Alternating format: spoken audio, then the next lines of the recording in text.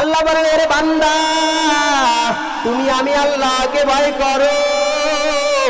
কেমন ভয় করবে? যেভাবে ভয় করলে আমি আল্লাহ পাক রব্বুল আলামিন খুশি হব, ওইভাবে ভয় করো। আল্লাহকে ঠিক তদ্রূপ ভয় করা লাগবে। এবং তুমি মুসলমান না হয়ে মৃত্যুবরণ করো না। কেউ যদি মুসলমান না হয়ে মৃত্যুবরণ করে তাহলে আল্লাহর হাত থেকে বাঁচা যাবে কিনা? কেউ বাঁচবে আল্লাহর হাত থেকে? তাহলে মুসলমান হয়ে যদি মৃত্যুবরণ করো, ঈমান আমল সবকিছু মজবুত করে যখন মৃত্যুবরণ করবে, তখন আমার মালিক তোমাকে মাফ করে দিবে। এখানে আসছে একমাত্র উলামায়ে কেরামদের থেকে দু একটা কথা শুনলেই ব্যাটারি একটু চার্জ হবে। সাপ্তাহিক মসজিদের মধ্যে জুমার খতিব সাহেব আলোচনা করলেই এক সপ্তাহের চার্জ হয়। আর এই এক সপ্তাহের চার্জ হওয়ার কারণেই মুসল্লির অন্তরের মধ্যে একটা জ্বালা থাকে, নামাজের প্রতি একটা মন থাকে, আল্লাহর একটা ভয় থাকে, ইসলামের প্রতি একটু দয়া থাকে, তখন এই ইবাদতের জন্য সামনের দিকে আগায়। বাংলাদেশ স্বাধীন হয়েছে ইসলামের জন্য, শান্তির জন্য। কিসের জন্য? এখন তো শান্তি নাই, দেখতেছি না প্রত্যেকটা দিন চুরি ডাকাতি হচ্ছে কিনা? হয় না? প্রতিদিন চুরি ডাকাতি হয়। তাহলে দেশ স্বাধীন হয়েছে কিসের জন্য? শান্তির জন্য। শান্তি গেল কোথায়? এটা আমার আপনার কামাই। আমরা সচেতন নাই, এই জন্য আমাদের প্রত্যেকটা দিন চুরি ডাকাতি দিন দিন বাড়ছেই। আমরা যদি একটু সচেতন থাকতাম, দুই একজনকে যখন ধরা পড়ে যায় মাইরটা কেমন খায় দেখেন নাই? তাহলে দেশ স্বাধীন হয়েছে কিসের জন্য? শান্তির জন্য। ও দেশের বাইরে বল না কোথায় যায় রে, একটু শান্তি বলো কোথায় গিয়ে পাই রে, ঠিক কিনা? ও দেশের বাইরে বল না কোথায় যায় রে, একটু শান্তি বলো কোথায় গিয়ে পাই রে। ও দেশের বাইরে বল না কোথায় যায় রে, একটু শান্তি বলো কোথায় গিয়ে পাই রে। শান্তি পেতে হলে দিনের পথে আয় রে, শান্তি পেতে হলে ইসলামের পথে আয় রে, শান্তি পেতে হলে মাহফিলের পথে আয় রে। ও দেশের বাইরে বল না কোথায় যাই রে, একটু শান্তি বলো কোথায় গিয়ে পাই রে, ঠিক কিনা? চারিদিকে শুনে শুধু নাই কিছু নাই রে, ও দেশের বাইরে বল না কোথায় যাই রে, একটু শান্তি বলো কোথায় গিয়ে পাই রে। তাহলে দেশ স্বাধীন হয়েছে কিসের জন্য? শান্তির জন্য। এখন শান্তি নাই। শান্তি আমরা খুঁজে নিতে হবে। শান্তি কোন জায়গায় আছে আমরা এটা খোঁজ করে নিতে হবে। আমাদের তো খোঁজ খবর নাই। আল্লাহ যে আমাদেরকে দুনিয়ার জমিনে পাঠিয়েছেন, তিনাকে তো ভয় করতে হবে। ভয় করব কাকে? একমাত্র মালিককে ভয় করব। এছাড়া দুনিয়ার কাউকে ভয় করা যাবে? দুনিয়ার কাউকে ভয় করা যাবে? তাকওয়া থাকতে হবে একমাত্র কার জন্য? আল্লাহর জন্য। তাহলে আমরা চলতে ফিরতে হাঁটতে ঘুমাইতে যখন অন্তরে আল্লাহর ভয় থাকবে, তখন ইবাদতের প্রতি মনোযোগ বাড়বে না কমবে? আরো জোরে বলেন। ইবাদতের প্রতি মনোযোগ বাড়বে। রাসূল আরবি সাল্লাল্লাহু আলাইহি ওয়াসাল্লাম হযরত মুআজ রাদিয়াল্লাহু তাআলা আনহু সম্পর্কে বলেন, মুআজ রাদিয়াল্লাহু তাআলা আনহু যখন আল্লাহ রাসূলকে দেখলেন, বলতেছেন, ইয়া রাসূলুল্লাহ, আপনি আমাকে একটু নসিহত করুন, উপদেশ দেন, বয়ান করুন। কি করুন? একটু বয়ান করুন, আমাকে একটু নসিহত করুন। তখন রাসূল আরবি সাল্লাল্লাহু আলাইহি ওয়াসাল্লাম বলেন, ইয়া মুআজ ইত্তাকিল্লাহ হাইসুমা কুনতা। হে মুআজ, তুমি যেখানেই যাও না কেন, যেখানেই থাকো, রাত্রে হোক দিনে হোক, আলোতে হোক অন্ধকারে হোক, তুমি মনে করবে তোমার মালিক তোমাকে পাহারা দিচ্ছে। রাত্রে হোক দিনে হোক, আলোতে হোক অন্ধকারে হোক, মনে করবে কে পাহারা দিচ্ছে? জোরে বলেন। আল্লাহ পাহারা দিচ্ছে না? হযরত মুআজ রাদিয়াল্লাহু তাআলা আনহুকে খলিফাতুল মুসলিমিন ওমর রাদিয়াল্লাহু তাআলা আনহু ইয়েমেনের গভর্নর হিসেবে পাঠাচ্ছিলেন। তৎক্ষণাৎ নবীর সঙ্গে যখন মুআজের সাথে সাক্ষাৎ হয়, মুআজ রাদিয়াল্লাহু তাআলা আনহু বলতেছেন, ইয়া রাসূলুল্লাহ, হয়তো আপনার সাথে আমার আর কখনো দেখা না হতে পারে, আপনি আমাকে নসিহত করুন। যখন এই বয়ানটা করলেন, ইয়া মুআজ ইত্তাকিল্লাহ হাইতুমা কুনতা, হে মুআজ তুমি যেখানেই থাকো, রাত্রে হোক দিনে হোক আলোতে হোক অন্ধকারে হোক, তুমি মনে করবে তোমার মালিক তোমাকে পাহারা দিচ্ছে। মুআজ রাদিয়াল্লাহু তাআলা আনহুকে ইয়েমেনে গভর্নর বানাইয়ে পাঠানোর পর কিছুদিন যাওয়ার পরে মাঝখান দিয়ে ওমর রাদিয়াল্লাহু তাআলা আনহু মুআজের কাছে চিঠি লিখলেন, হে মুআজ আমি খোঁজ খবর নিয়ে দেখেছিলাম ইয়েমেন রাষ্ট্রটা একটু পরিবর্তন হয়েছে, তুমি সেখানে একজনকে গভর্নর বানাইয়া মদিনায় চলে আসো। কোথায় চলে আসো? মদিনায় চলে আসো। তুমি সেখানে একজনকে গভর্নর বানাইয়া কোথায় চলে আসবে? মদিনায় চলে আসবে। ইয়েমেনে যখন মুআজ রাদিয়াল্লাহু তাআলা আনহু চিঠি পাইয়া ওমরের, তখন মদিনায় চলে আসলেন। কোথায় আসলেন? মদিনায় আসার পর খলিফাতুল মুসলিমিন ওমর রাদিয়াল্লাহু তাআলা আনহু হযরত মুআজ রাদিয়াল্লাহু তাআলা আনহু কে মদিনার অর্থমন্ত্রী বানায়া দিলেন। কি বানাই দিলেন? অর্থমন্ত্রী বানায়া দিলেন। অর্থমন্ত্রী বানায়া দেওয়ার পর খাদ্য ভাণ্ডারের মধ্যে কোনো কিছু খাবার নেই, গম নেই, আটা নেই, চাউল নেই, কিছুই নেই। অনেক দিন পার হয়ে গেল। খলিফাতুল মুসলিমিন হযরত ওমর রাদিয়াল্লাহু তাআলা আনহুকে, মুআজ রাদিয়াল্লাহু তাআলা আনহুকে যখন ইয়েমেন থেকে আইনা মদিনার মধ্যে অর্থমন্ত্রী বানাইলেন, বানানোর পরে এখানে দেখে খাদ্য ভাণ্ডারে গম, আটা, চাউল, খেজুর, ডাউল কিছুই নাই।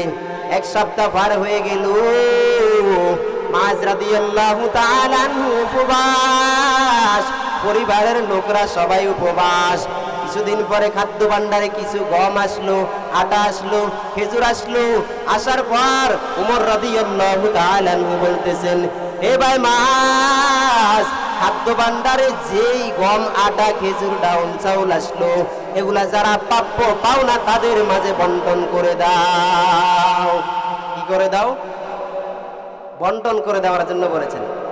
তখন মুআজ রাদিয়াল্লাহু তাআলা আনহু বাড়িতে যাওয়ার পর তার স্ত্রী শুনল যে অনেকদিন পর্যন্ত খানা পিনা খাইতে পারি না, আজকে তো মুআজ বাসায় আসার সময় খালি হাতে ফিরবে না, কিছু নিয়ে আসবে, আমরা সন্তানদেরকে নিয়ে খাবো, আনন্দ করব, ফুর্তি করব। কিন্তু মুআজ রাদিয়াল্লাহু তাআলা আনহু বাসায় আসার সময় খালি হাতে ফিরে আসলেন। কি ফিরে আসলেন? খালি হাতে ফিরে আসলেন, হাতে করে কিছু আনলেন না। যখন বাসায় ফিরলেন তখন মুআজের স্ত্রী বলতেছে, তুমি যে বাসায় আসলে কিছু দিয়ে আনলা না। তখন মুআজ তার স্ত্রীকে বলতে লাগলো, আমাকে তো একজন পাহারা দিচ্ছে। কি দিচ্ছে? পাহারা দিচ্ছে।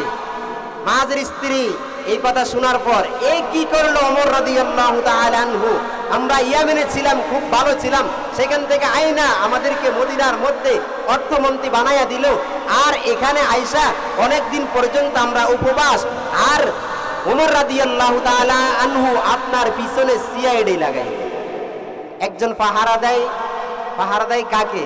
মানুষ চোরকে পাহারা দেয়। চোরের পিছনে কি লাগায়? সিআইডি লাগায়। মুআজ কি চোর নাকি? তার পিছনে সিআইডি লাগাই দিল। মুআজের স্ত্রী খলিফাতুল মুসলিমিন হযরত ওমর ফারুক রাদিয়াল্লাহু তাআলা আনহু এর পরিবারের কাছে যাইয়া বলতেছেন, শুনো, তুমি যদি অনুমতি দাও তাহলে আমি একটা কথা বলবো। তোমার স্বামী কি করলো? আমরা ইয়েমেনে ছিলাম, অনেক ভালো ছিলাম।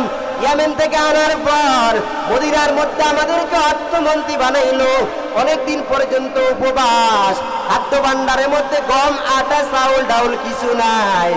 এখন কিছু আসলো। ওমর রাদিয়াল্লাহু তাআলা আনহু বলল, যারা প্রাপ্য পাওনা তাদের মাঝে বন্টন করে দেওয়ার জন্য।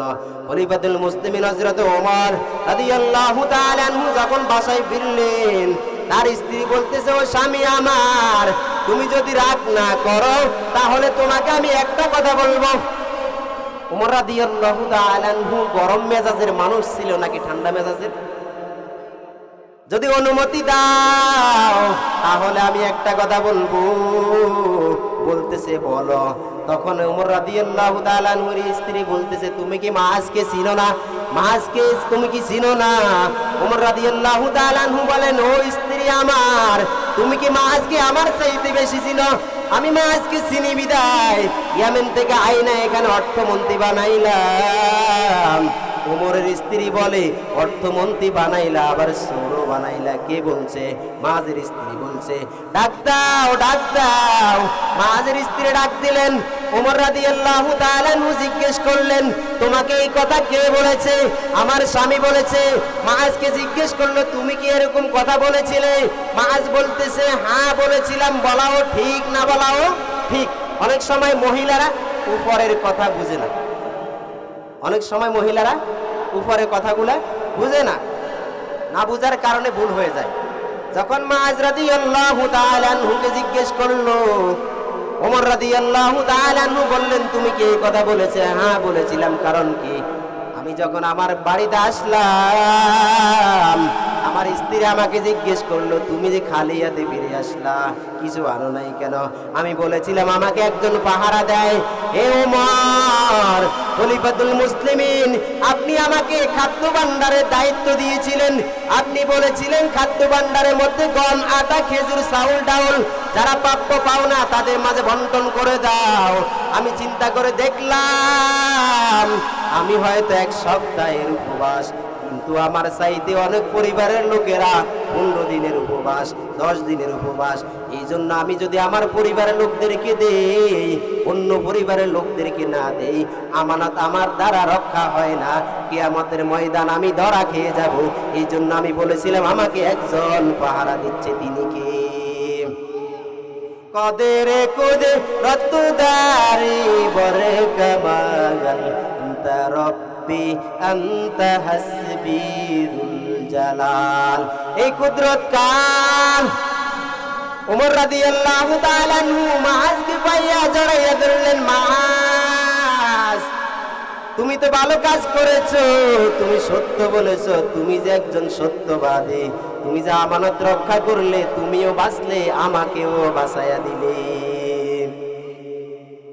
হযরত আবু যর রাদিয়াল্লাহু তাআলা আনহু সম্পর্কে নবীজি সাল্লাল্লাহু আলাইহি ওয়াসাল্লাম বলেন, ইয়া আবু যর ইত্তাকিল্লাহ হাইযুমা কুনতা ওয়া আতবি'is সাইয়্যাতাল হাসানাতা তামহুহা ওয়া খালিকুন নাসি বিখুলকিন হাসান। হে আবু যর, তুমি যেখানেই থাকো, রাত্রে হোক, দিনে হোক, আলোতে হোক, অন্ধকারে হোক, তুমিও মনে করবে তোমার মালিক তোমাকে পাহারা দিচ্ছে। এখন খাদ্য ভাণ্ডারের যে দায়িত্ব দিয়েছিলেন মাআজকে, মাআজ দায়িত্ব রক্ষা করলেন। বর্তমান জমানা আমাদেরকে যদি কোনো একটা দায়িত্ব দেওয়া হয়, যাদের ঘরে খাইতে পারবে না একজন, তাদের ঘরে নাম আসে 5 জন। যাদের ঘরে খাইতে পারবো 5 জন, তাদের ঘরে নাম আসে 2 জন। এরকম হয় কি হয় না? কিন্তু এগুলার হিসাব দেওয়া লাগবে। এরে মুসলমান, আল্লাহর গোলাম, তুমি মনে করতেছো তোমাকে মালিক দেখে না? অহুয়া মাআকুম, আল্লাহ তো তোমাকে দেখতেছেন। আল্লাহ তোমাদেরকে দেখেন কিনা? আল্লাহ দেখে না। ওয়া আইনামা তুওয়াল্লু ফাতাম্মা ওয়াজহুল্লাহ। আল্লাহ পাক রব্বুল আলামিন বান্দাকে দেখতেছেন। বান্দা যেদিকে চেহারাটা ঘুরায় সেদিকে আল্লাহ আছে না নাই? বান্দা যদি ডান দিকে চেহারাটা ঘুরায়, আল্লাহ দেখেন কিনা? বাম দিকে যদি ঘুরায়, আল্লাহ দেখেন কিনা? সামনের দিকে যদি তাকায়, আল্লাহ দেখতেছেন। পিছনের দিকে যদি তাকায়, আল্লাহ দেখেন। উপরের দিকে যদি তাকায়, আমার মালিক দেখতেছেন। নিচের দিকে যদিও তাকায়, দেখতেছেন কে? রব। রব তো সব সময় আমাদেরকে দেখতেছেন। আমরা যে ইসলামের ছায়াতলে নাম লেখাইয়া মুনাফিকি করি, আমরা যে ইসলামের ছায়ায় নাম লেখাইয়া, ইসলামের ব্যানারের মধ্যে নাম লেখাইয়া 2 নাম্বারি করে, এগুলো আমার মালিক দেখতেছেন কিনা? গুনাহ মেসারি ওমরে গুদারি, আই মেরে মাওলা, আই মেরে বারি। আমার মালিক তো দেখতেছেন। বান্দা তুমি কোন দিকে তাকাও, তোমার নজর কোন দিকে? তুমি রঙের দ্বারা মানুষ নয়, তুমি সুন্দর, তুমি অনেক মোটা, অনেক লম্বা, তুমি খাটো, তুমি এর দ্বারা মানুষ নয়। তোমার ভিতরে যদি রূহ না থাকতো তুমি মানুষ হিসাবে পরিচয় হতো না। বান্দার অন্তরে রূহ আছে, এই জন্য বান্দা মানুষ। যদি রূহ না থাকে, রং সুরত দেখলেই যদি মানুষ হইতো, আবু জাহালে তো মানুষ হইতো। আবু জাহাল রং সুরত অনেক কিছু ছিল, কিন্তু ইসলামের কালিমা তার মধ্যে না থাকার কারণে সে মানুষ নয়। আল্লাহর ভয় অন্তরে রাখো। আল্লাহ তাআলা জানায়া দেয়, ইয়া আইয়ুহাল্লাযীনা আমানুত্তাকুল্লাহা ওয়াল তানজুর নাফসুম মা কদ্দামাত লিগাদ ওয়াত্তাকুল্লাহ ইন্নাল্লাহা খাবীরুম বিমা তা'মালুন।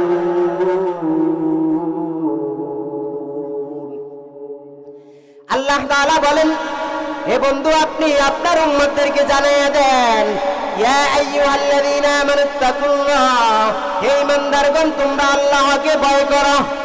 কাকে ভয় করো? ভয় করার কথা কোরআনে আসেনি। তোমরা আল্লাহকে ভয় করো। ওয়াল তানজুর নাফসুম মা কদ্দামাত লিগাদ, আগামী দিনের জন্য কি করেছো একটু চিন্তা করে ভাইবা দেখো। তুমি যে যে নেকামল করো, এই নেকামল দিয়ে তুমি কি আল্লাহর হাত থেকে বাঁচতে পারবে? তুমি যে নেকামল করো, এই নেকামল দিয়ে তুমি কি ফেরেশতাদের হাত থেকে বাঁচতে পারবে? এর নবীর উম্মতের দল, ওয়াত্তাকুল্লাহ, একমাত্র আল্লাহকে ভয় করো। আর তুমি বান্দা যাই কিছু করো না কেন, আমার মালিক দেখেন কিনা? দেখেন।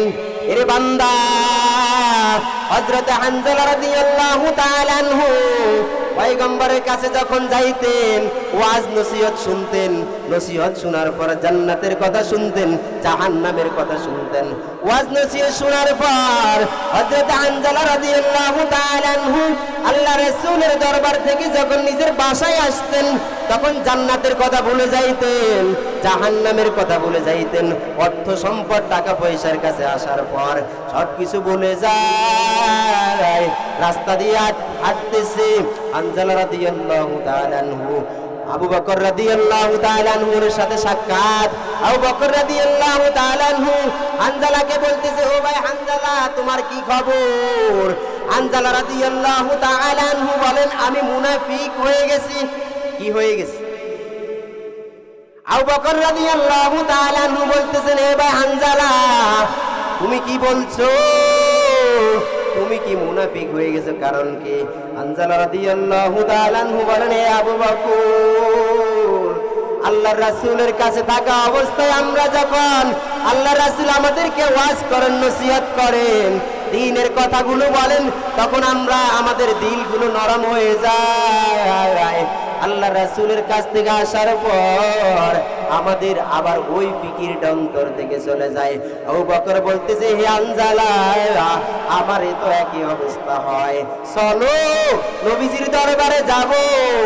হানজালা, আবু বকর দুজন আল্লাহর রাসূলের কাছে গেলেন। যাওয়ার পর নবীজি সাল্লাল্লাহু আলাইহি ওয়াসাল্লামকে সালাম জানালেন। জানানোর পর আল্লাহর রাসূল বলতেছেন, হে হানজালা, কেন আসছো? এ আবু বকর, তুমি এখানে কেন আসছো? হানজালা রাদিয়াল্লাহু তাআলা আনহু বলেন, আবু বকর রাদিয়াল্লাহু তাআলা আনহু বলেন, ইয়া রাসূলুল্লাহ, আপনার মজলিসে যতক্ষণ পর্যন্ত থাকি, থাকার পর আপনি আমাদেরকে ওয়াজ করেন, নসিহত করেন, উপদেশমূলক কথাগুলো বলেন, আমাদের দিলটা একেবারে নরম হয়ে যায়। আপনার মজলিস থেকে যাওয়ার পর স্ত্রীদের কাছে যায়, পরিবারের কাছে যায়, টাকা পয়সা, দুনিয়ার ক্ষেত খামার আমাদেরকে গ্রাস করে ফেলে, আমরা সব কিছু ভুলে যাই। নবীজি সাল্লাল্লাহু আলাইহি ওয়াসাল্লাম বলেন, হে হানজালা, হে আবু বকর, আমার কাছে থাকা অবস্থায় তোমাদের অন্তরের মধ্যে যে একটা ফিকির হয়, আল্লাহর ভয়টা অন্তরে সৃষ্টি হয়, জান্নাতের কথা তোমাদের অন্তরে পড়ে, জাহান্নামের কথা মনে পড়ে, এই ফিকির যদি সব সময় রাখতা, তাহলে তোমাদের সাথে হাঁটা অবস্থায়, ঘুমানো অবস্থায়, শয়ন অবস্থায় তোমাদের সাথে জান্নাতের ফেরেশতারা মুসাফা করত। সাইয়্যিদুল কওনাইন খতিমুল মুরসালিন আখিরা মাদবুদ ফখরুল আউয়ালিন। নবীজির দরবারে যাওয়ার পরে এই ফিকির যদি থাকে তাহলে কে মুসাফা করবে? জান্নাতের ফেরেশতারা মুসাফা করতে। সুবহানাল্লাহ বলেন, আরো জোরে আওয়াজ দিয়ে বলেন সুবহানাল্লাহ। এই ফিকির যদি তোমার অন্তরে রাখতে পারো তাহলে তোমাদের সাথে জান্নাতের ফেরেশতারা মুসাফা করত। রাসূল আরবি সাল্লাল্লাহু আলাইহি ওয়াসাল্লাম বলেন, আপনারা কেউ কি আমার গুনাহের বোঝা বহন করবেন? করবেন? আমার বাবা আমার গুনাহের বোঝা বহন করবে? আম্মাজান বহন করবে? কেউ কারো গুনাহের বোঝা বহন করবে না। দুনিয়ার জমিনের মধ্যে এমন পীর আছে যারা কি করে, তাদের মুরিদানদেরকে বলে, তোমরা দুনিয়ার জমিনে যে যতটুকু আগাইতে পারো আল্লাহর লাইনে আগাও, মৃত্যুর পরে দুনিয়ার জমিনে যাকে পীর মেনেছ আর আল্লাহর রাসূল সহ আখিরাতের ময়দানে তোমাদেরকে ওলিয়ে কামেল বানাবে। নাউযুবিল্লাহ। বলতেছেন দুনিয়াতে যাকে পীর মানলা, যতটুকু আল্লাহর পথে তুমি আগাইতে পারো আগাও, যতটুকু এলেম যতটুকু আমল করতে পারো আমল করো, আর যখন মৃত্যু হয়ে যাবে দুনিয়াতে যাকে পীর মেনেছো ওই পীর আর আল্লাহর রাসূল তোমাদেরকে ওলিয়ে কামেল বানাইবে। নাউযুবিল্লাহ। জোরে বলেন। এমন পীর আছে না নাই? আমাদের ওস্তাদ মুহতারামরা অনেক সময় বলতেন এমন পীর আছে, তবে হক্কানি পীর লাগবে। হক্কানি পীররা আপনাদেরকে যে তালিম দেয় ওই তালিম যদি অনুসারে আপনারা আমল করতে পারেন তাহলে কামিয়াব হবেন কিনা? কামিয়াব হবে না। দুনিয়াতে এমন পীর আছে যারা মাজার বসায় দিয়ে মানুষদেরকে এই আমল করো এই আমল করে এরকম কথাগুলো বইলা টাকা ইনকামের একটা রাস্তা বের করেছেন, ঠিক কিনা? এরকম পীর আছে না নাই? পীরগিরি আর মাজার পূজা চলছে দেশটা চড়িয়া, সেরে কি আর বন্ডামিতে দেশটা গেছে ভরিয়া, ঠিক কিনা? পীরগিরি আর মাজার পূজা চলছে দেশটা চড়িয়া, সেরে কি আর বন্ডামিতে দেশটা গেছে ভরিয়া, গাজার কলকি টান মারিয়া, গাজার কলকি টান মারিয়া দেখাই খাজার শান। ওরা শিক্ষিত শয়তান, ওরা শিক্ষিত শয়তান, ওরা শিক্ষিত শয়তান, ওরা শিক্ষিত শয়তান। আছে না নাই? শিক্ষাঙ্গনের দিকে বাইরে দেখো না চোখ মেলিয়া, ছাত্ররা সব বই ছাড়িয়া আসে শুধু প্রেম লইয়া, আর অস্ত্র শত্রুর সঙ্গের সাথী হইতে মাস্তান। ওরা শিক্ষিত শয়তান, ওরা শিক্ষিত শয়তান, ওরা শিক্ষিত শয়তান, ওরা শিক্ষিত শয়তান। এরকম আছে না নাই? ওরা হলো জাতির লাগি মহামারীর মতন, পাইলে কলম ঠেকাইয়া চালায় ওরা নির্যাতন, ঘুষের টাকায় ওদের বুড়ি করে যে টান টান। ওরা শিক্ষিত শয়তান, ওরা শিক্ষিত শয়তান। এরকম পীর আছে না নাই? দুনিয়ার জমিনের মধ্যে এমন কোন পীর নাই যে তোমাকে বাঁচাবে, তোমার আমল দিয়ে তোমাকে অগ্রসর হওয়া লাগবে। আল্লাহ বলেন, ওয়ালা তাযিরু ওয়াজিরাতুন উযরা উখরা। এ বান্দা তুমি তোমার গুনাহের বোঝা বহন করা লাগবে। আমার গুনাহের বোঝা যদি আমার আব্বুজান বহন করত, আমার গুনাহের বোঝা যদি আমার আম্মাজান বহন করত, তাহলে আমাদের এই ফিকির থাকতো আমার গুনাহগুলো আমার আব্বাজান বহন করবে, আমার গুনাহগুলো আমার আম্মাজান বহন করবে। আমি তো গুনাহ করলে কোনো অসুবিধা নাই, কিন্তু এই গুনাহ তো আব্বাজান আম্মাজান আত্মীয় স্বজনরা কেউ বহন করবে না। যদি বহন করত তাহলে এত টেনশনের প্রয়োজন নাই, আমলের প্রয়োজন হতো না। কিন্তু আমল তো লাগবে। এই নবীর সুন্নতি টুপি মাথায় দিয়েছে একমাত্র নবীকে ভালোবেসে নাকি না ভালোবেসে? আরো জোরে বলেন।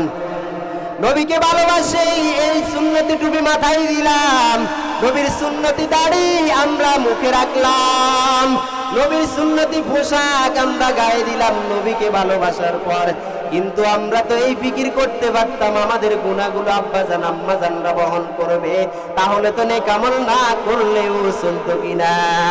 আল্লাহ বলেন না না না, এর বান্দা তোমাদের গুনাহের বোঝা তোমরা বহন করা লাগবে। ওয়ালা তাজিরু উযরা উখরা, তোমাদের গুনাহের বোঝা তোমরা বহন করবে। নবীজির কলিজার টুকরা ফাতিমাতুজ জাহরা রাদিয়াল্লাহু তাআলা আনহা সম্পর্কে রাসূল আরবি সাল্লাল্লাহু আলাইহি ওয়াসাল্লাম বলেন, ইয়া ফাতিমা তুনকিযি নাফসাকি মিনান নার, হে ফাতিমা তুমি তোমাকে জাহান্নামের আগুন থেকে বাঁচাও। আমি নবীর পরিচয় দিয়ে কোনো লাভ নাই। তাহলে কেউ যদি নবীর পরিচয় দেয়, কেউ যদি সদ্রি বংশের পরিচয় দেয়, কেউ যদি ভুইয়া বংশের পরিচয় দেয়, রাসূল আরবি বলেন, মান বাত্তা বিহি আমালুহু লাম ইউসরি বিহি নাসাবুহু, তোমরা আমল দিয়ে সামনের পথগুলো আগাও, বংশের পরিচয় দিয়ে কোনো লাভ নাই। ঠিক কিনা? বংশের পরিচয় দিয়ে যদি আগাইতে পারত, নবীজির কলিজার টুকরা ফাতিমাতুজ জাহরা রাদিয়াল্লাহু তাআলা আনহা বলতে পারত, আমার বাবা তো সারা বিশ্বের মধ্যে একজন নেতা ছিলেন, কে? নবী মুহাম্মদ। রাসূল আরবি সাল্লাল্লাহু আলাইহি ওয়াসাল্লাম বনু গোত্রের হাশিম গোত্রের লোকদেরকে বলতেছেন, ইয়া বানি হাশিম আনকিযু আনফুসাকুম মিনান নার, তোমরা তোমাদেরকে জাহান্নামের আগুন থেকে বাঁচাও, আল্লাহর হাত থেকে তোমরা তোমাদের নিজেকেই নিজেরা রক্ষা করো। আমি নবীর পরিচয় দিয়ে কোনো লাভ নাই। তাহলে ভয় করতে হবে একমাত্র কাকে? তিনি হচ্ছেন কে? এ দুনিয়ার মানুষ আল্লাহ পাক রব্বুল আলামিন বলেন, ওয়া মান ইয়াত্তাকিল্লাহা ইয়াজআল লাহু মাখরাজা ওয়া ইয়ারযুকুহু মিন হাইসু লা ইয়াহতাসিব। আল্লাহ বলেন, কোন বান্দা যদি আমাকে ভয় করে, বান্দা আমার একটা বিপদের মধ্যে পড়ে গেল, ওই বিপদে পড়ে যাওয়ার পর আমি আল্লাহ পাক রব্বুল আলামিন বান্দাকে সহজ একটা সরল পথ বের করে দিব। সুবহানাল্লাহ। আরো জোরে বলেন না সুবহানাল্লাহ। আল্লাহ বলেন, হে বান্দা তুমি আমাকে ভয় করো, তাহলে আমি তোমাদের জন্য একটা সরল পথ বের করে দিব। এমন জায়গা থেকে তোমাদেরকে রিজিক দান করবে। আল্লাহ পাক রব্বুল আলামিন বলেন, তোমরা ধারণাও করো নাই এমন জায়গা থেকে তোমাদের জন্য রিজিক করে দিবেন কে? সেই আল্লাহ আছে না নাই? কিন্তু আমরা তো আল্লাহকে চিনি নাই। আল্লাহ যখন আমাদেরকে মসজিদের মধ্যে ডাক দেয়, মুয়াজ্জিনের মাধ্যমে আমরা কিন্তু সেই ডাকে সাড়া দেই না। আল্লাহ পাক রব্বুল আলামিন 5 ওয়াক্ত 5 বার মুয়াজ্জিনের মাধ্যমে ডাক দেয়, হে বান্দা আসো, আমার ঘরে আসো, আমাকে ডাক দাও। কিন্তু আমরা তো সেই আল্লাহকে ডাকি না, কিন্তু জমিনের উপরে চলি, মাস্তানি করি, জমিনের উপরে চলি, আমরা অহংকারী করি। অথচ অহংকার করবেন কি? আল্লাহ। মান তাওয়াদা লিল্লাহ রাফাহুল্লাহ, যে নম্র হয়, ছোট হয়, বড় করে দেন কে?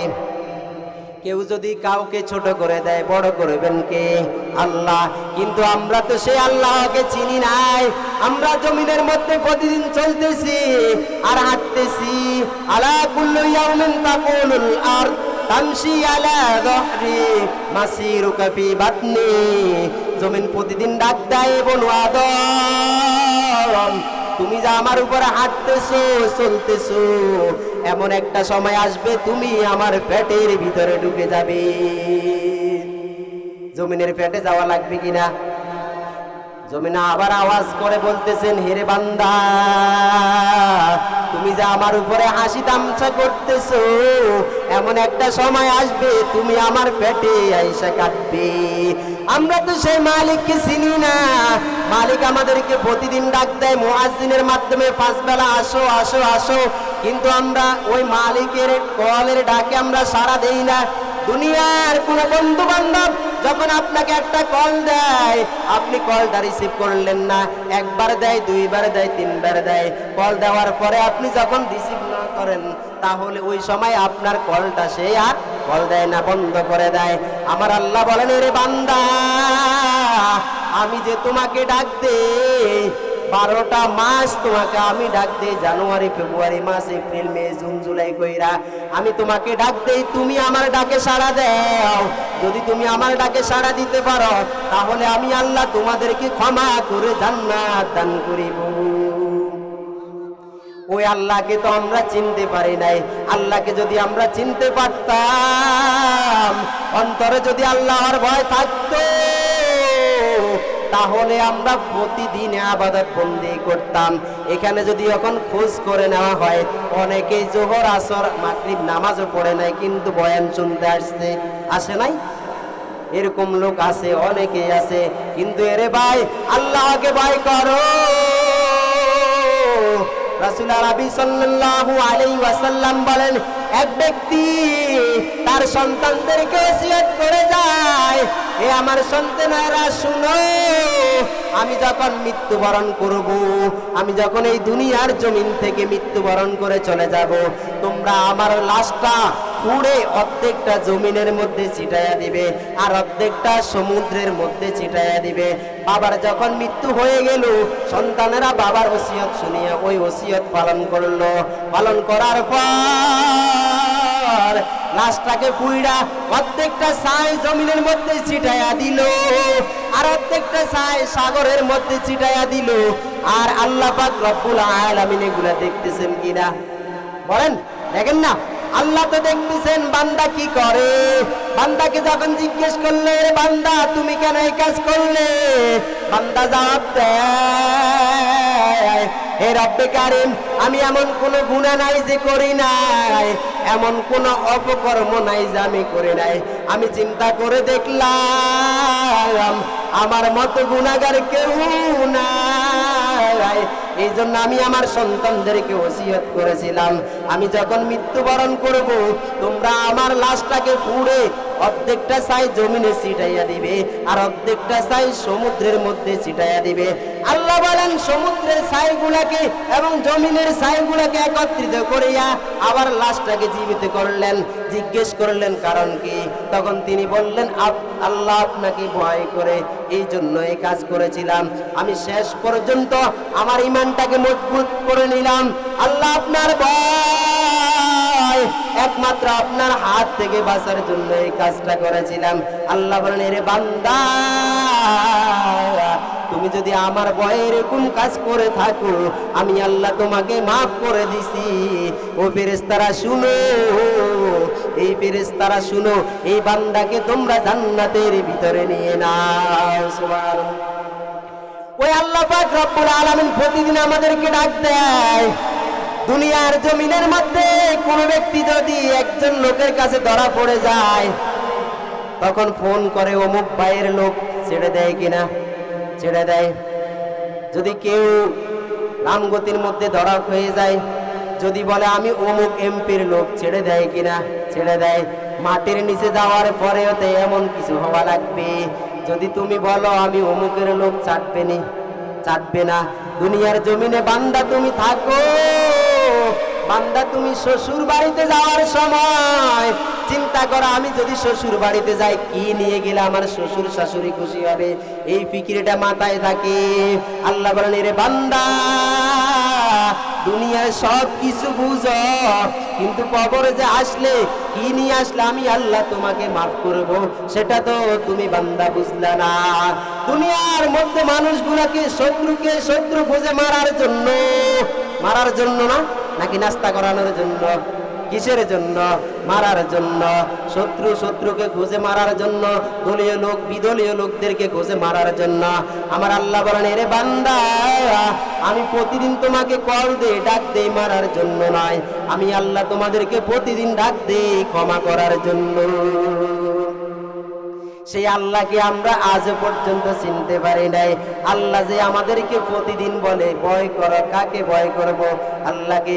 ইয়া আইয়ুহাল্লাযীনা আমানুত্তাকুল্লাহ হাক্কা তুকাতিহি ওয়া লা তামুতুন্না ইল্লা ওয়া আনতুম মুসলিমুন।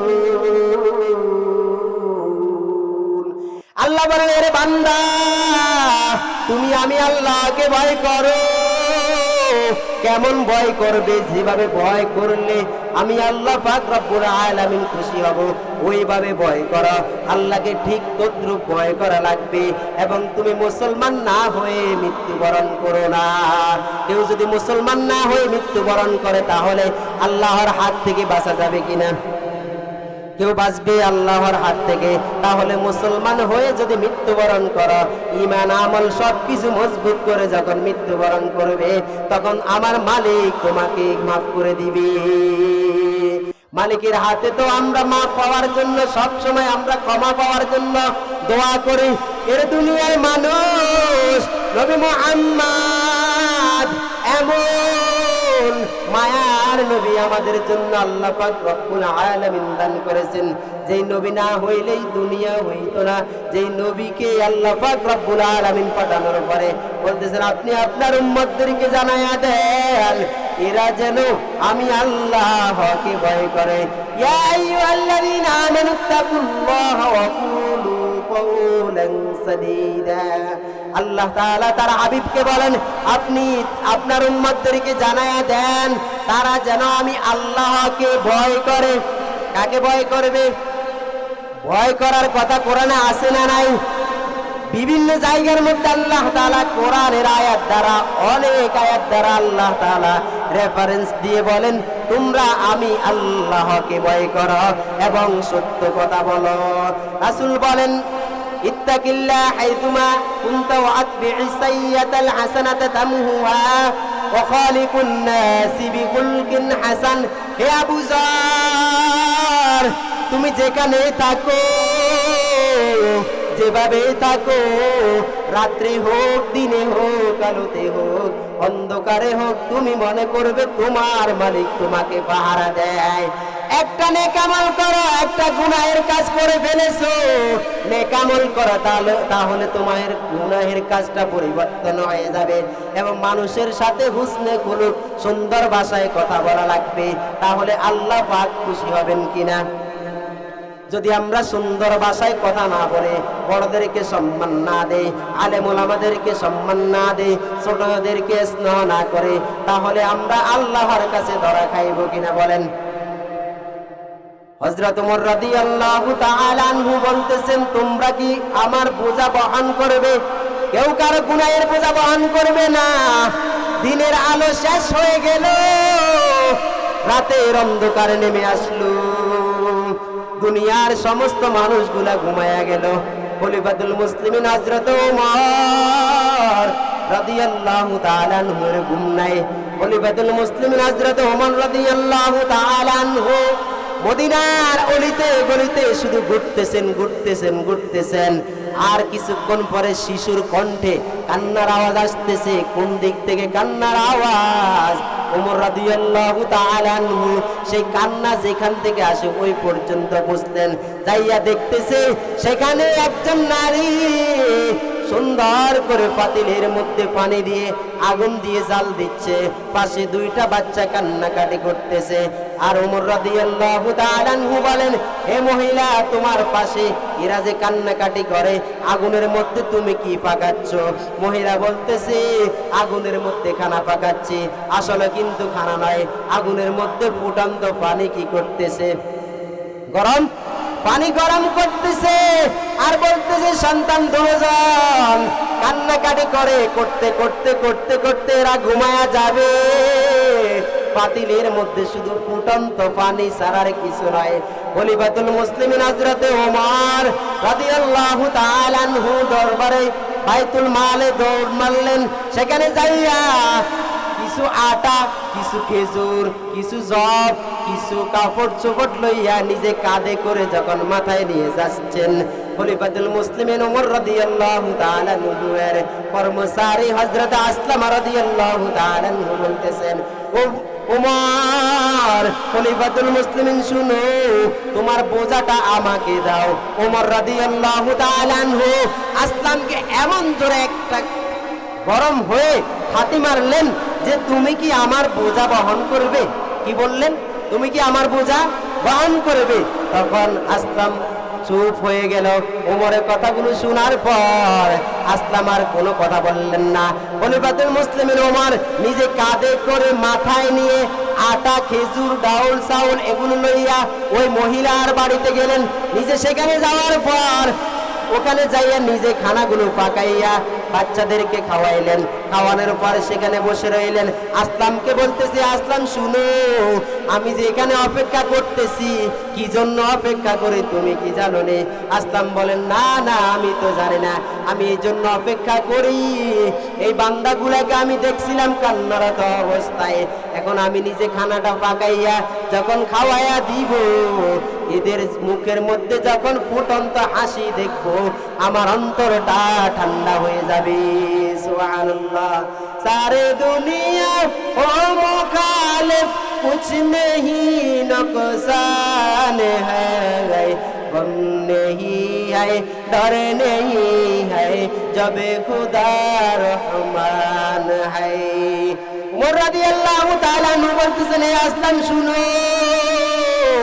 আমি যখন এদের মুখে খানাটা দিব, খানা দেওয়ার পর এরা যখন কান্নাটা বন্ধ হয়ে যাব, আমি ওমর এত খুশি হইব, আমার আল্লাহ তো দেখবে। এই জন্য আমি তোমাকে বলেছিলাম, তুমি কি আমার বোঝা বহন করবে? কি বলেছিলেন? তুমি কি আমার বোঝা বহন করবে? আমার বোঝা তুমি তো বহন করতে পারবে না। খলিফাতুল মুসলিমিন হযরত ওমর রাদিয়াল্লাহু তাআলা আনহু সেখান থেকে চলে আসলেন। আসার পর ওই মহিলার বাচ্চারা যখন খানা পিনা খাইলেন, মহিলাও খুশি হইলেন, বাচ্চারাও খুশি হইলেন। কিনা বলেন? খুশি হয় নাই? খুশি হয়ে গেলেন। এই জন্য আল্লাহর ভয় অন্তরে রাখো।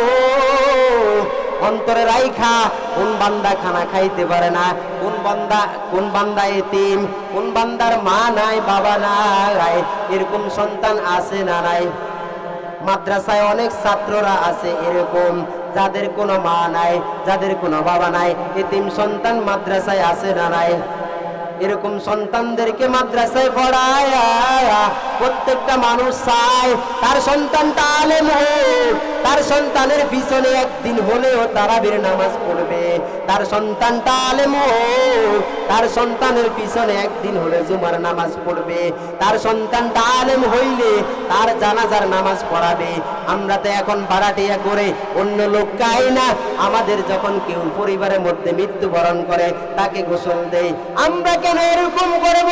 আমাদের সন্তানকে তো যদি আমরা আলেম বানাইতে পারি, তাহলে আমার সন্তান আমার বাবার গোসল দেবে, আমার সন্তান আমার পরিবারের লোকের গোসল দেবে, আমার সন্তানের মায়া থাকবে বাবার প্রতিবেশী।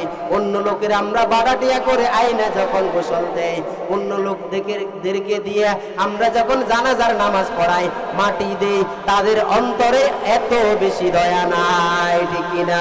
মা সন্তানকে বলে, সন্তান তুই মাদ্রাসায় যাও, আলেম হও। সন্তান যখন মাদ্রাসায় যাইয়া আলেম হয়, মা সন্তানকে কাপড়ের আসল থেকে কিছু টাকা বের করে দেয়।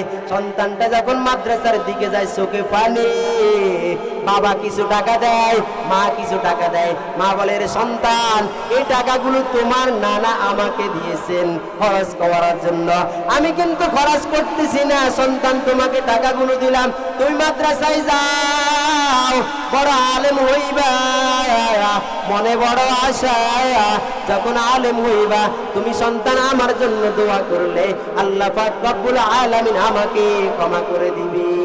সুবহানাল্লাহ। ওই আল্লাহকে আমরা তো এখনো পর্যন্ত চিনি নাই। এই আল্লাহ যে আমাকে প্রতিদিন রিজিক দেয়, আমরা কিন্তু আল্লাহর হুকুমগুলো মানি কিনা? আমরা কি আল্লাহর হুকুম সবসময় মানতে পারিনি? মানি না। মুসলমান মুসলমান তোমরা এমন হইলা কেন? সৃষ্টি করিলেন যিনি, তিনি হইলেন রহমান। মুসলমান মুসলমান তোমরা এমন হইলা কেন? সৃষ্টি করলেন যে তোমায়, তারে ভুইলা গেলা কেন? মুসলমান মুসলমান ইবাদতের লাইগা আল্লাহ বানাইলো তোমারে রে, বানাইলো তোমারে। কত বারানি মুখারম ভুইলা গেলা তারে, ও মন ভুইলা গেলা তারে। তবু খোদা দয়া করে রিজিক করে দান। মুসলমান মুসলমান তোমরা এমন হইলা কেন, সৃষ্টি করলো যে তোমায় তারে ভুইলা গেলা কেন। মুসলমান মুসলমান এমন লোক আছে না নাই? সারা জীবন চলছো তুমি শয়তানেরই পথে রে, শয়তানেরই পথে। ধরা ফইরা যাইবা একদিন আজরাইলের হাতে, ও মন আজরাইলের হাতে। কি অবস্থা হইবে সেই দিন হাসরের ময়দানে। মুসলমান মুসলমান তোমরা এমন হইলা কেন, সৃষ্টি করলো যে তোমায় তারে বুইলা গেলা কেন। মুসলমান মুসলমান আমরা তো সেই আল্লাহকে চিনি না। আল্লাহ তো আমাদেরকে প্রতিদিন ডাক দেয়, আল্লাহ তো আমাদেরকে প্রতিদিন রিজিকের ব্যবস্থা করে। আল্লাহ পাক রব্বুল আলামিন এমন জায়গা থেকে রিজিক দেয় যেটা কখনো বান্দা ধারণা করে না। প্রত্যেকটা দিন রিক্সা চালকেরা রিক্সা নিয়ে ঘর থেকে বের হয়, সিএনজি চালকেরা সিএনজি নিয়ে বের হয়, বাসওয়ালারা বাস নিয়ে বের হয়। প্রতি দৈনিক কত টাকা ইনকাম করে? একদিনে 2 ঘন্টা যদি 2000 টাকা ইনকাম করে, অন্য আরেক দিন 2 ঘন্টা 500 টাকা ইনকাম করে। আবার এমন একটা সময় পড়ে যায় আধা ঘন্টার মধ্যে 2000 টাকা ইনকাম করে। এই রিজিকের ব্যবস্থা কে করে দেয়? কদের কুদরতদারি বরে কামাল, আনতা রব্বি আনতা হাসবি জুল জালাল। এই রিজিকের ব্যবস্থা কে করে দেয়? আমার আল্লাহ। সেই আল্লাহ আছে না নাই? আল্লাহকে তুমি ডাকো, রে মুমিন। যখন তুমি নামাজ পড়তে যাবে, নামাজ পড়তে যাওয়ার পর এক একটা নামাজের মাঝখান দিয়ে এক একটা গ্যাপ আছে না নাই? এই গ্যাপগুলোর মধ্যে তোমার যদি কোনো গুনাহ হয়ে থাকে, আমার আল্লাহ পাক রব্বুল আলামিন ওই গুনাহগুলো ক্ষমা করে দিবেন। বান্দা তুমি জোহরের নামাজ আদায় করলা, জোহর থেকে বান্দা আসর পর্যন্ত মাঝখান দিয়ে একটা গ্যাপ আছে না নাই? এই গ্যাপের মধ্যে যদি তুমি গুনাহ করে থাকো, জোহরের নামাজ আদায় করার পর তোমার ওই গুনাহগুলো আসরের নামাজ আদায় করার পর ওই গুনাহগুলো মাফ করে দেয়। বান্দা তুমি আসর পড়ছো, মাগরিবের মাঝখান দিয়ে আবার গ্যাপ আছে না নাই? বান্দা তুমি এই মাগরিবের নামাজটা যখন আদায় করলা, এই গ্যাপটা পূরণ করে দেয় কে? আল্লাহ। আবার বান্দা তুমি মাগরিবের পর এশা পর্যন্ত মাঝখান দিয়ে একটা গ্যাপ আছে, এই গ্যাপেও যদি তুমি নামাজটা আবার এশারটা পড়ে নাও, তাহলে যদি কোনো গুনাহ হয়ে থাকে পূরণ করে দেন কে? ওই আল্লাহ তো এখনো দুনিয়ার জমিনের মধ্যে আছে। এরে বান্দা, দুনিয়ার মধ্যে আর কতদিন নাফরমানি করবা? আল্লাহকে ভয় করো। দুনিয়ার জমিনের মধ্যে মানুষের শরীরের ঘাম বের হয় কিনা? বের হয়। ইয়াকুমুন নাসু লিরাব্বিল আলামিন হাত্তা ইয়াগিবা আহাদুহুম ফি রাশিহি ইলা আনসাফি উযুনাইহি। দুনিয়ার জমিনের মধ্যে মানুষের শরীর থেকে ঘাম বের হয়, মাথার কপাল থেকে চুলের গোড়া থেকে ঘাম বের হয়ে হয়ে হয়ে পায়ের তালু পর্যন্ত যায়। আখিরাতের জমিনেও মানুষের শরীর থেকে ঘাম বের হবে। ওই ঘামটা হবে কেমন? এরকম ঘাম বাইর হবে মানুষের শরীর থেকে। মানুষের ঘামের দ্বারা মানুষ ডুবে যাবে।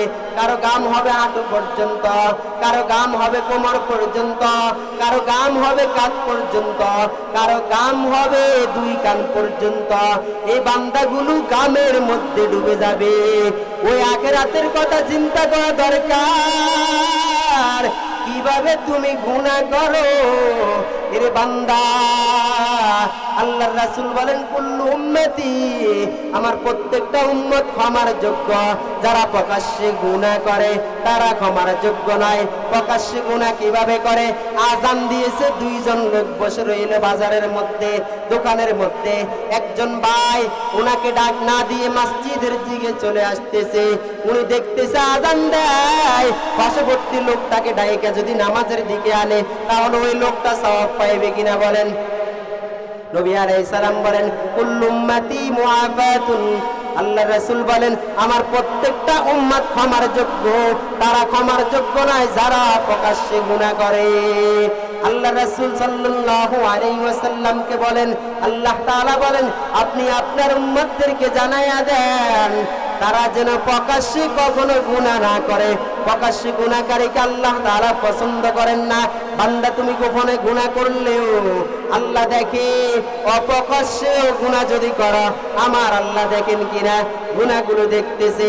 এই জন্য তুমি গুনাহ করে না, গুনাহের জন্য মাফ চাও। সামনের দিকে তাকাইলা, আলী রাদিয়াল্লাহু তাআলা আনহু, আল্লাহর রাসূল বলে, হে আলী, যখন তুমি সামনের দিকে তাকাচ্ছ, একজন বেগানা নারীর দিকে তোমার নজরটা পড়ে গেল, তুমি নজরটা ঘুরাইয়া নাও। প্রথমবার নজর পড়লো মাফ। এই জন্য কি আমরা নজর প্রথমবার করলে তাকায়া থাকবো? প্রথমবার নজর পড়লে কি মাফ? কথা বলেন। প্রথমবার নজর পড়লে মাফ। দ্বিতীয়বার যদি তুমি নজর করে তাকায়া দেখো, তাহলে এখানে কোনো মাফ নাই, শাস্তি দেওয়া হবে। আলী রাদিয়াল্লাহু তাআলা আনহুকে আল্লাহর রাসূল বলেন, হে আলী, তুমি যখন রাস্তা দিয়ে হাঁটতেছো, সামনে যখন একজন বেগানা নারীকে দেখছো, তখন তুমি নজরটা ফিরাইয়া নাও। প্রথমবার যদি নজর পড়ে মাফ, দ্বিতীয়বার নজর পড়লে কোনো মাফ নাই। এই জন্য আমরা আমাদের নজরগুলোকে আমরা হেফাজত করতে হবে কিনা? হেফাজত করতে হবে। রাসূল আরবি সাল্লাল্লাহু আলাইহি ওয়াসাল্লাম বলেন, তোমরা তোমাদের দুই চোয়ালের মাঝখানে আর লজ্জাস্থানের যদি হেফাজত করতে পারো, আমি নবী কিয়ামতের ময়দানে তোমাদের জিম্মাদারি হব। সুবহানাল্লাহ। কিন্তু আমরা তো আমাদের এই দুই চোয়ালের মাঝখানে যেই জিহ্বা, এই জিহ্বার তো আমরা হেফাজত করতে পারি না। একজন ভাই যদি আরেকজন ভাইয়ের কোনো দোষ ত্রুটি উঠাইয়া দেয়, আমরা এগুলো গীবত করতে থাকি। প্রতিটা দিন এমন গীবত করতে থাকি, গীবত করার কারণে তোমার অন্তরে যদি কোনো গুনাহ, তোমার যদি কোনো নেক আমল থাকে, যার গীবত করো তার গুনাহগুলো মাফ হয়, আর তোমার আমল নামায় গুনাহ লেখা হয়। এই জন্য আমরা, আল্লাহর রাসূল বলেন, দুই সওয়ালের মাঝখানে যে তোমাদের জিহ্বা, এই জিহ্বার হেফাজত করা লাগবে কিনা বলেন? জিহ্বার হেফাজত করা লাগবে। জিহ্বার যদি তোমরা হেফাজত করতে পারো, আর তোমাদের লজ্জাস্থানের যদি হেফাজত করতে পারো, আমি নবী কথা দিলাম, কিয়ামতের ময়দানে আমি তোমাদের জান্নাতে নেওয়ার জিম্মাদারি হব। শুধু জুদাস রহমাতাল লিল আলামিন, মসজিদে গো শুধু হামারু জমিন। আমার নবী তো এমন, নবী তো সমস্ত বান্দার জন্য রহমত। যে নবীকে পাঠাইলেন, নবী বান্দাগুলার দিকে এইদিকে তাকায়, আমার একটা উম্মত যেন জাহান্নামে না যায়, প্রত্যেকটা উম্মত যেন জান্নাতে যাইতে পারে। নবী তার বান্দা উম্মতের দিকে সব সময় খেয়াল রাখেন। কিন্তু আমাদের নবীরা চলে গেলেন, সাহাবায়ে কেরামরা তো দুনিয়ার জমিন থেকে চলে গেলেন, ওলামায়ে কেরামরা দুনিয়ার জমিনে আসছেন। ওনারা আছেন যেভাবে দিক নির্দেশনা দেয়, যেভাবে দিক নির্দেশনা দেয়, ওই দিকে যদি আমরা খেয়াল রাখতে পারি, আমাদের জীবন ধন্য হবে কিনা বলেন? আমাদের জীবন ধন্য হবে। রাসূল আরবি সাল্লাল্লাহু আলাইহি ওয়াসাল্লাম বলেন, আনা খাতামুন নাবিয়্যিনা লা নাবিয়্যা বাদি, আমি হলাম শেষ নবী, আমার পরে আর কোনো নবী আসবে না। নবীর পরে কোনো নবী আসবে বলেন? নবীর পরে কোনো তো নবী আসবে না। এই জন্য নবীর পরে এখন দুনিয়ার জমিনে কারা আছেন? ওলামায়ে কেরাম। ওলামায়ে কেরাম যেই কথাগুলো বলে, ওই কথাগুলো যদি আমরা শুনে আমল করতে পারি, তাহলে আমরা হলাম বড় বুদ্ধিমান। রাসূল আরবি সাল্লাল্লাহু আলাইহি ওয়াসাল্লাম বলেন, আল কাইয়িসু মান দানা নাফসাহু ওয়া আমিলা লিমা বাদাল মাউত, ওয়াল আজিজু মান আতবা'a নাফসাহু হাওয়াহা ওয়া তামান্না আলাল্লাহ। রাসূল আরবি সাল্লাল্লাহু আলাইহি ওয়াসাল্লাম বলেন, ওই ব্যক্তি হচ্ছে সবচাইতে বুদ্ধিমান কে? যে ব্যক্তি সকাল থেকে সন্ধ্যা পর্যন্ত তার সময়টা কোন কাজে খরচ করলো এই ফিকির রাখতে পারে, ওই হলো সবচাইতে বড় বুদ্ধিমান। আর যে ব্যক্তি সকাল থেকে সন্ধ্যা পর্যন্ত তার সময়টা কোন কাজে খরচ করেছে এই খবর তার নাই, তার মতো বোকা আর কেউ নাই। ওয়াল আজিজু মান আতবা'a নাফসাহু হাওয়াহা ওয়া তামান্না আলাল্লাহ। রাসূল আরবি সাল্লাল্লাহু আলাইহি ওয়াসাল্লাম বলেন, এই ব্যক্তি সারাটা দিন নিজের কাজে সময়টা খরচ করেছে, আর বলতেছে মৃত্যুবরণ করার পরে আল্লাহ পাক রব্বুল আলামিন তাকে মাফ করবে। না না না, এরে বান্দা তুমি এত সহজ মনে করো না। আমার আল্লাহ পাক রব্বুল আলামিন তোমাকে দুনিয়ার জমিনে পাঠাইলেন ইবাদতের জন্য, কিন্তু আমরা তো ইবাদত করতেছি না। ইবাদত যদি করতে পারতাম, মালিক তো আমাদের ইবাদত গুলো দেখতেছে। ফেরেশতারা তো ডান কাঁধে লিখতেছে, আর বাম কাঁধের ফেরেশতারা তো গুনাহগুলো লিখতেছে, কিন্তু আমরা তো সেই ইবাদত করতে পারি না। আমরা তো নামাজও পড়ি না। নামাজের মাধ্যমে বান্দা তুমি তাকওয়া অর্জন করতে পারো। সামনে আসতেছে রমজান, রমজানের মাধ্যমে বান্দা তুমি তাকওয়া অর্জন করতে পারো। দান খয়রাতের মাধ্যমে বান্দা তুমি তাকওয়া অর্জন করতে পারো। আর তুমি যদি তাকওয়া অন্তরে রাখতে পারো, এই তাকওয়ার কারণে আল্লাহ পাক রব্বুল আলামিন, পশু পাখি শুনো, তোমাদের তো কোনো হিসাব হবে না। আমি আবু বকর, হিসাব ছাড়াও একটা কদম সামনে বাড়ানো যাবে না। তাহলে আবু বকরের ভয় ছিল কেমন? জান্নাতের টিকিট প্রাপ্ত সাহাবী হযরত আবু বকর, তিনাদের ভয় যদি এমন থাকে, আমাদের অন্তরে ভয় কেমন থাকা লাগবে? সেই ভয় তো আমাদের অন্তরে নাই। আমরা সব সময় মিথ্যা কথা বলি, চুরিও করি, ডাকাতিও করি, সব সময় মিথ্যা আশ্রয় আমাদেরকে পেয়েছে। এই জন্য আমরা অন্তরের মধ্যে আল্লাহর ভয় আমরা রাখতে পারি নাই। যদি আল্লাহর ভয় রাখতে পারতাম, নেক আমল করা আমাদের জন্য সহজে হয়ে যেত। এই জন্য আল্লাহর ভয় অন্তরে রাখা লাগবে কিনা? আল্লাহর ভয় যদি অন্তরে রাখতে পারো বান্দা, আমার নবী রাসূল আরবি সাল্লাল্লাহু আলাইহি ওয়াসাল্লাম আবু যরকে বলেছেন, তুমি যেখানেই থাকো, যেভাবেই থাকো, অন্তরে ভয় করে তোমাকে তোমার মালিক পাহারা দেয়। তুমি যদি সমুদ্রের নিচেও যাও, তোমাকে দেখতেছেন কে? তুমি যদি আসমানে শূন্য আকাশে উঠো, সেখানে দেখতেছেন কিনা?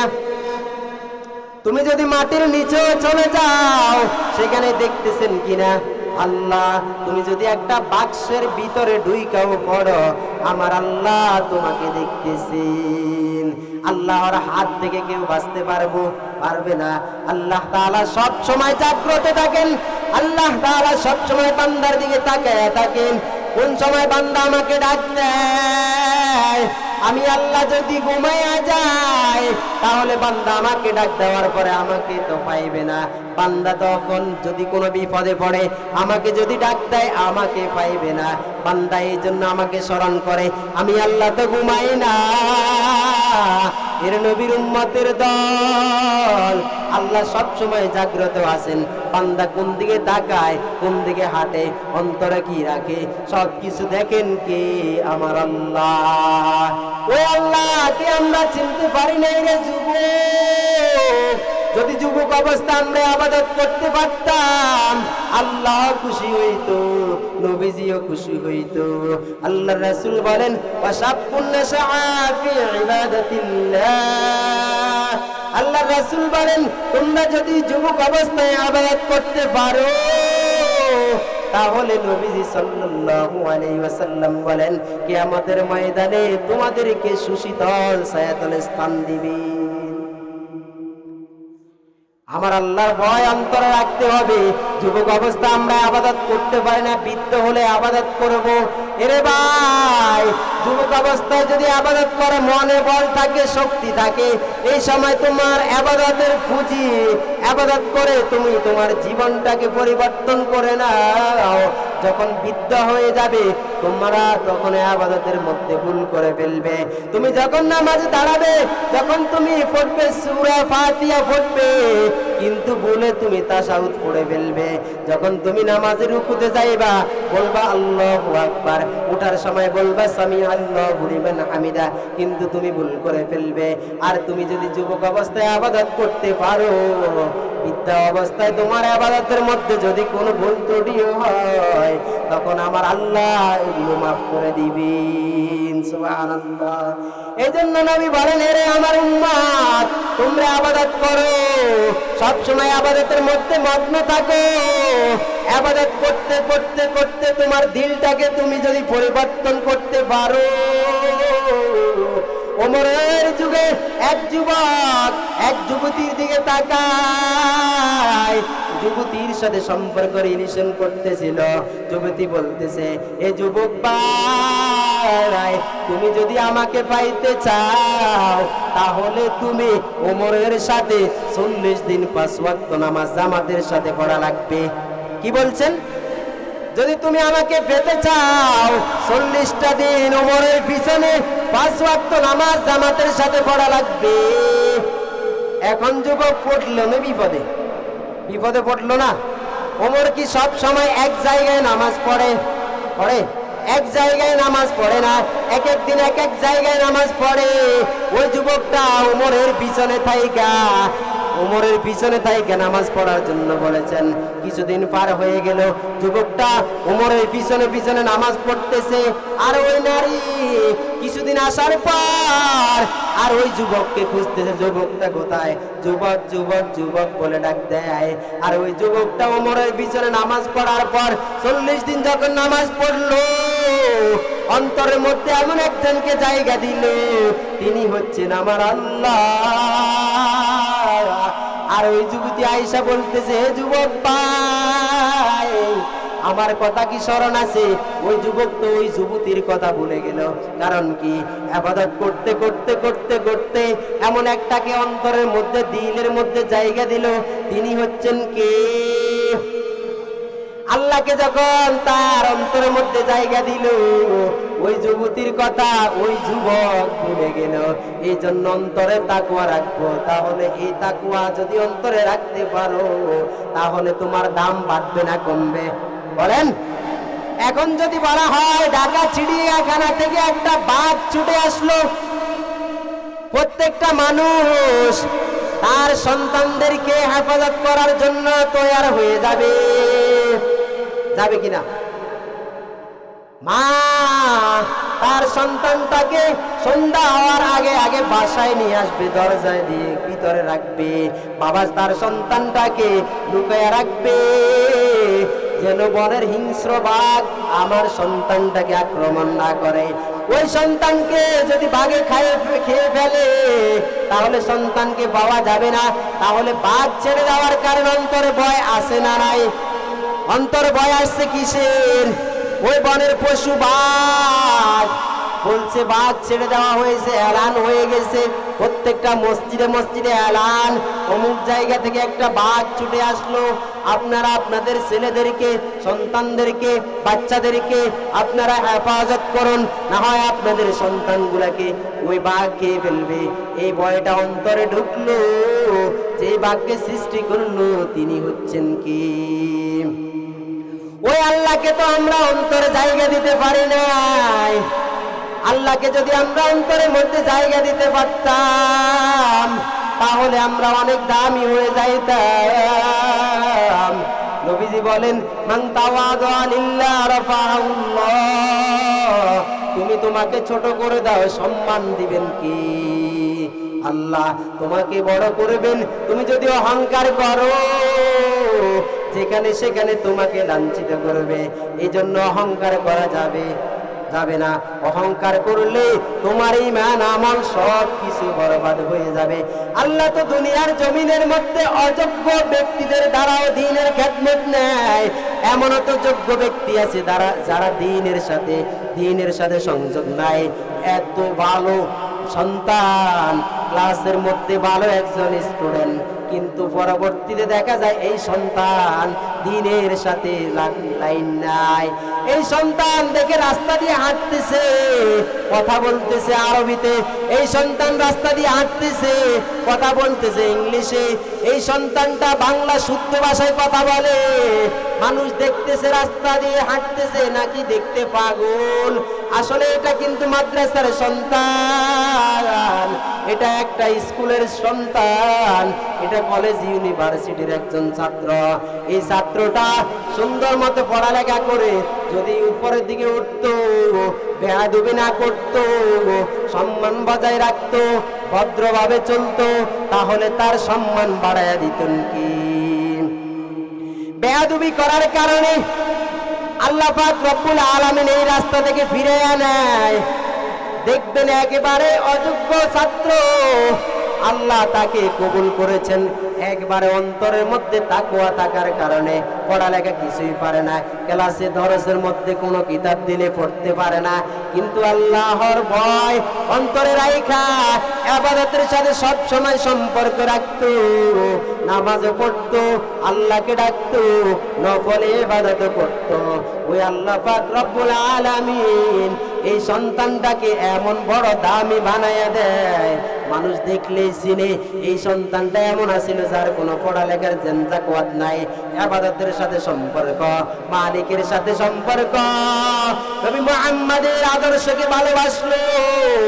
এই জন্য আল্লাহ পাক রব্বুল আলামিন এই সন্তানটাকে অনেক উপরে উঠাইয়া দিল। সুবহানাল্লাহ। এই জন্য শান্তি পেতে হলে আসতে হবে কোথায়? ইসলামের ছায়াতলে। ইসলামের ছায়াতলে যদি না আসি আমরা কিন্তু শান্তি পাবো না। শান্তি পাবো? ইসলামের ছায়াতলে আসলেই কি হবে? শান্তি আসবে। যেই লাইনের লোক হও না কেন, তুমি যেই দলে করো না কেন, ইসলামের ব্যানারে আসলে আমরা সবাই কি এক। কেউ নবীর বিরুদ্ধে কটূক্তি করবে, কেউ সাহাবাই কেরামের বিরুদ্ধে কটূক্তি করবে, কেউ কোরআন নিয়ে কটূক্তি করবে, কেউ আলেম ওলামাদেরকে নিয়ে সমালোচনা করবে।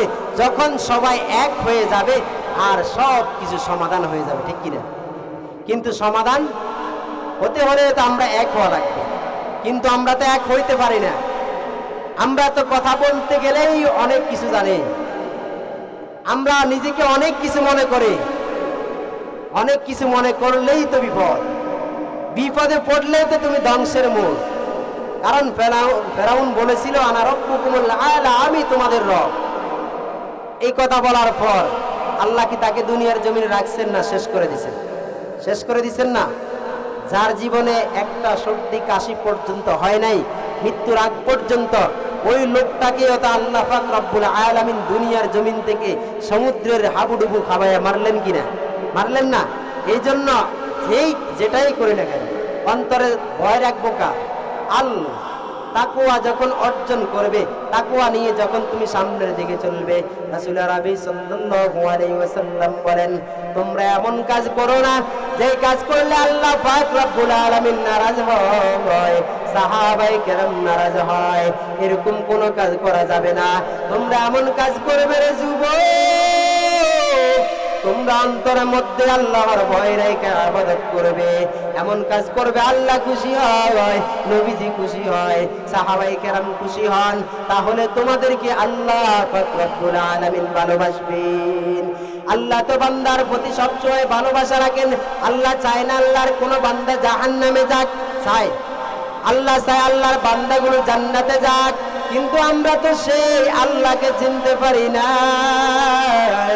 আল্লাহ চাই আমার প্রত্যেকটা বান্দা বাঁচিয়া যাক জাহান্নাম থেকে, জান্নাতের ভিতরে ঢুকে যাক। এই জান্নাতের নাজ নেয়ামত বান্দা ভোগ করবে। এই দুনিয়ার মধ্যে দুনিয়ার যাবতীয় সব কিছু বানাইলাম বান্দার জন্য, আর আমি আল্লাহ পাক রব্বুল আলামিন আখিরাতকে বানাইলাম বান্দার জন্য। বান্দা তুমি দুনিয়ার জমিনে অনেক নাজ নেয়ামত দেখবে, এগুলোর দিকে নজর করা যাবে না। তোমাকে আমি বানাইলাম ইবাদতের জন্য। প্রত্যেকটা মানুষের একটা উদ্দেশ্য আছে না নাই?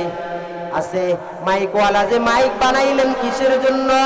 আওয়াজ দেওয়ার জন্য। লাইটওয়ালা লাইট বানাইলেন কেন? আলো দেওয়ার জন্য। ফ্যানওয়ালা ফ্যান বানাইলেন কেন? বাতাস দেওয়ার জন্য। মাইক যদি সাউন্ড না দেয় তাহলে এই মাইক গুণের মাইক না। লাইট যদি আলো না দেয় এই লাইট গুণের লাইট না।